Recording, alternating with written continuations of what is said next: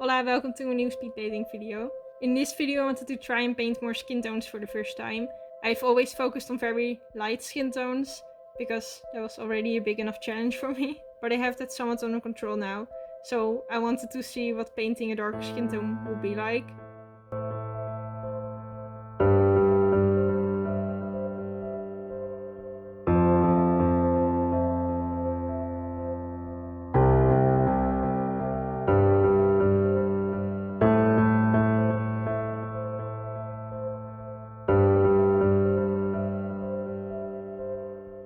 At first I panicked more than I enjoyed painting because it was something new. I didn't know which colors to use, and when I'm unsure I desaturate everything, make the portrait look like a portrait of a dead person, which is not my intent.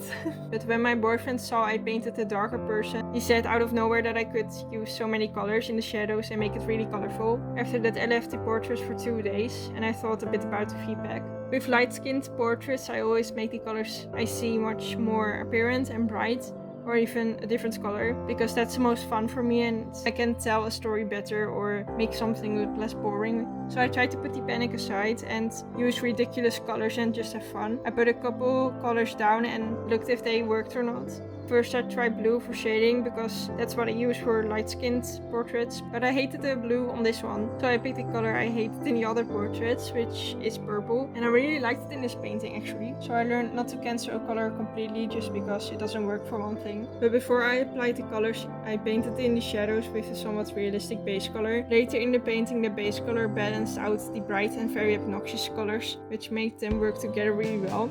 I often have to watch out I don't make the whole painting look obnoxious, because then I wouldn't even want to look at it. Because my goal is to have beautiful colors but have a calm mood to the painting.